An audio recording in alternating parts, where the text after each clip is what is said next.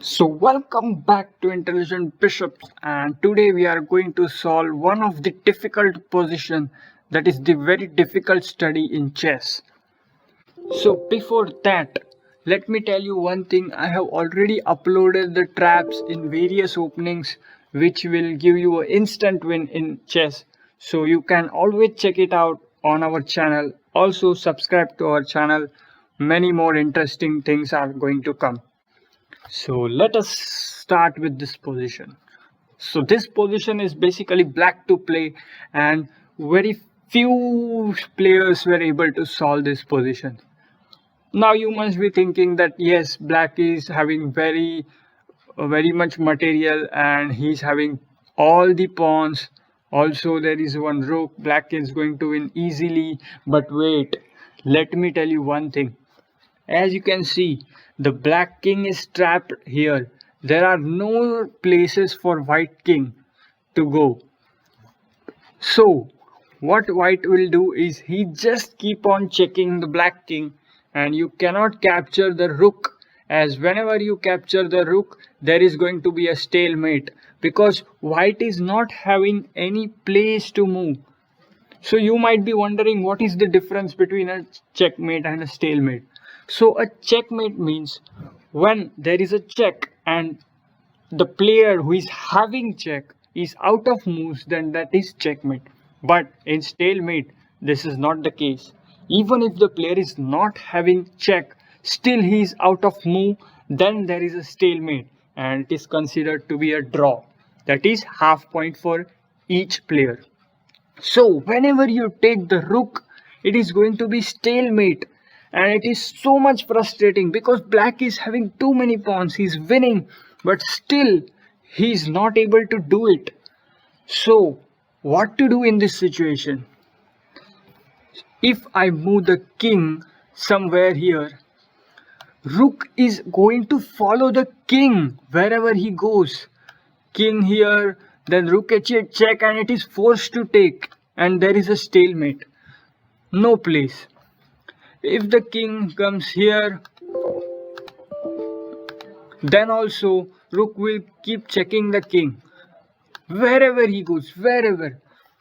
So what is the exact and perfect solution for this problem? Think for a few minutes and try to pause the video and try to understand the concept behind this situation. What all things come to your mind? Whatever comes to your mind first, that is your first instinct, please comment below in the comment section, so that after watching the solution you might be able to relate it to your solution. So let us think, what can we do? So but before that, you have to build a concept on how you should win. So basically the concept is that your rook is going to give a checkmate to opponent's king in one move, but white is not allowing that one move. If you are able to stop these annoying checks on your king and you are able to give your opponent a check, that is going to be the checkmate. And this is the concept behind this problem. Let us look at it move by move. So here goes the solution.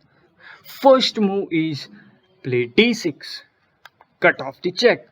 But you might be thinking that this guy is stupid. He just said that white is going to give checks always and you cannot take the rook. So let us see what if he takes.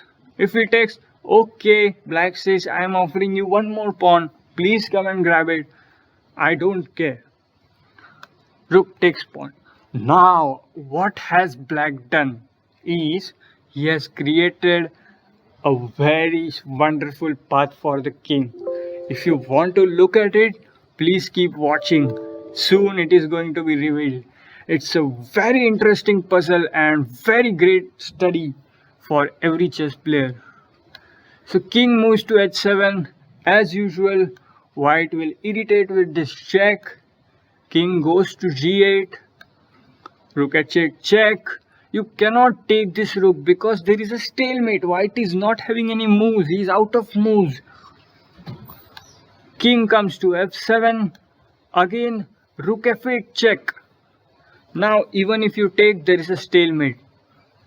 Suppose if king goes to g6, again rook f6 is going to come. So there is no means of playing this. There is no reason to play king g6 again. So king e6, rook f6 check. Again, you cannot take. Even there are 3 attacks you cannot take because it is a stalemate. King d7, rook d6 check. See, black is forcing white to give these checks, and only from one square he is allowing to give check. So white has to forcefully give the check from these squares. Now again, if you go to e8, there is rook d8 and same thing is going to happen. So king c8, rook d8 check, king b7, rook b8 check, king c6, rook into b6 check. Oh my god, this is becoming intense because now your rook is under attack. Also there is a check. You cannot take the rook still. Even if you take with the rook, there is a stalemate. King d7, now white can think of taking this rook, saying that yeah, I have gobbled very much pawns, now I will take your rook and win. But if rook is taken in this situation, there is a queen and checkmate on white's king. So he cannot take the rook. Let's see, rook d6 check, very critical line. He is going to keep checking. All these moves are forced, guys. If you feel any variation I have missed, you can comment below and I will just answer it after watching. Rook d8 check again. King comes to f7. Rook f8 check again. King g6. Now comes the beauty of this puzzle. What I have done is I have created a way, I have cleaned all my pawns and I have brought my king to a situation.